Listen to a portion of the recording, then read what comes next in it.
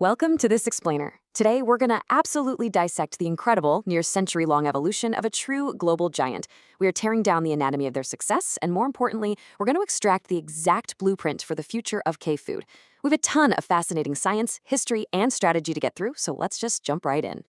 So let's kick things off with a super simple question about your daily routine. Have you tasted UNILEVER today? Have you used their products? Well, whether you realize it or not, the answer is almost certainly yes. They are literally the unseen hand of the global dining table, and as we're going to see, their sheer presence is staggering. 3.4 billion? I mean, just think about that number for a second. Every single day, 3.4 billion consumers use their products across more than 190 countries worldwide. You might immediately think of Vaseline or Dove soap, but their grip on our food system, from premium ice creams to everyday sauces, is massive.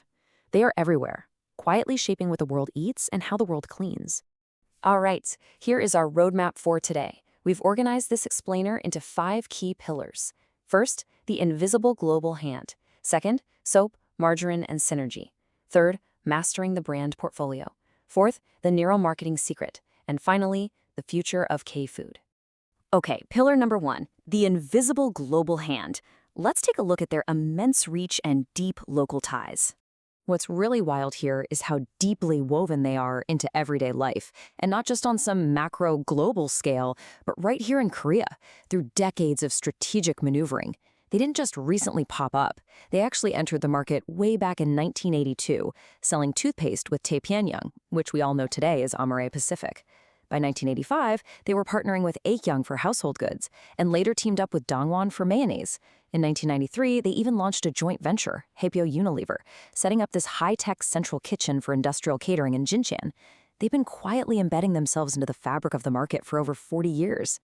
Moving right along to part 2, soap, margarine, and synergy. Let's see how this empire was born. So picture this, it's 1929. The political and economic climate in Europe is incredibly tense. Against that backdrop, 2 totally different companies join forces. On one side, you have Lever Brothers, a soap manufacturer from the UK. On the other side, Margarine Unie, a Dutch margarine producer. Now, soap and margarine? It sounds like a pretty terrible recipe, right? But this wasn't random at all. It was a brilliant move of horizontal integration. Both of these vastly different industries relied heavily on one single shared resource, plant oils. By merging, they consolidated their supply chain, maximized their efficiency, and weathered those brutal early 20th century economic storms together. Actually, real quick before we get back to the heavy modern business strategy, let's take a look at this fascinating bit of trivia about one of those founding products. Margarine was originally invented back in 1869 by Hippolyte Mege. It was designed to be a cheap, long-lasting butter substitute for the French Navy and the working class. But the name itself? That came from another French chemist, Michel-Eugène Chevreul. He noticed these little pearl-like precipitates and fatty acids and used the Greek word margaron, meaning pearl, to name it. So yeah, that cheap butter substitute on your toast literally translates to pearl. Oh, and speaking of weird historical twists while we're on the subject of spreads, humanity's discovery of butter was a total accident. Seriously. Nomadic merchants traveling these massive distances on bumpy camel rides would store camel milk in leather bags. The constant, relentless shaking on the camel's back churned the milk, and by the time they reached their destination, boom, it had turned into sour butter. So we basically have camel rides to thank for butter and the French Navy for margarine. All right, back to the modern business landscape. Section 3, mastering the brand portfolio. You see, the real superpower isn't just owning a ton of brands. It's how they manage them without letting them blur into one faceless corporate blob. Take these 4 heavy hitters. Hellmann's isn't just a jar of mayonnaise.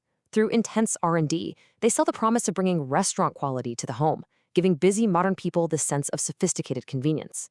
Then look at Ben & Jerry's. Unilever bought them in 2000, but they were smart enough to let them operate independently.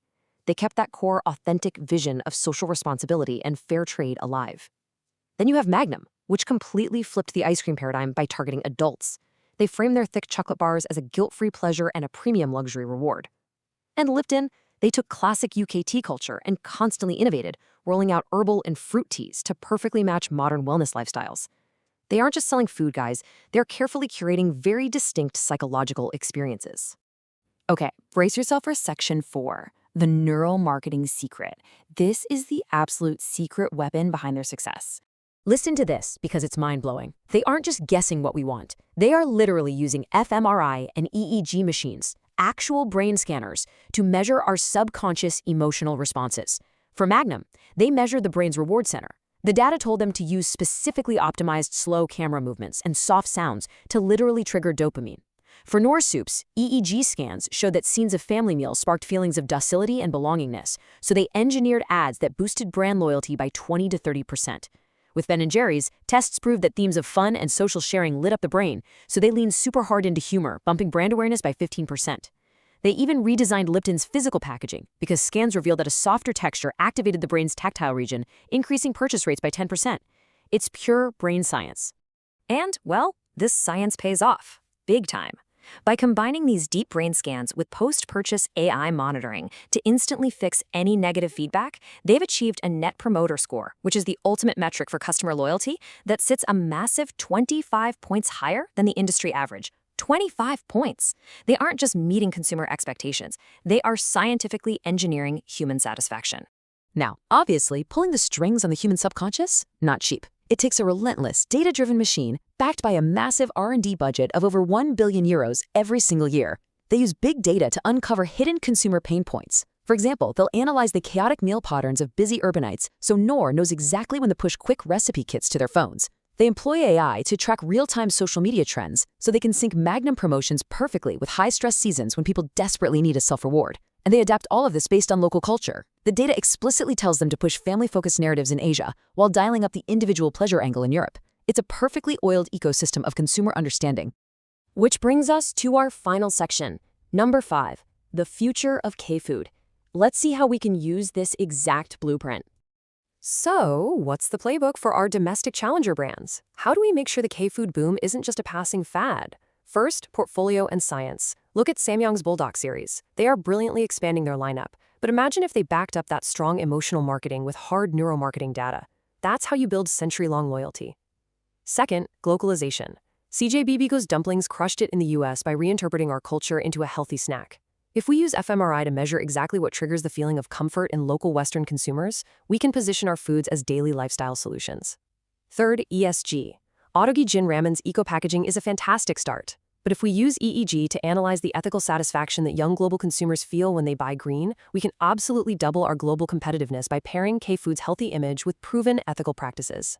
Just imagine taking the world-class fiery taste of our foods, the intense challenge of Bulldog, the deep, rich health benefits of our fermented dishes, and engineering the global marketing to perfectly hit the brain's reward centers. Take Nongshim Shinramyeon, for example. If they can leverage neuromarketing to pinpoint and stimulate the precise brainwaves associated with nostalgia, they can craft campaigns that absolutely pry open the doors to European and American markets. We already have the flavor. We just need the science. Because a truly global food company doesn't just sell products on a shelf. They build brands that become part of the family in kitchens all over the world. So as we wrap up this explainer, I want to leave you with a question. K-food has undoubtedly conquered the global palate with its incredible taste, but are we ready to use data, AI, and brain science to conquer the mind? Thank you so much for exploring the anatomy of success with me today. Catch you next time.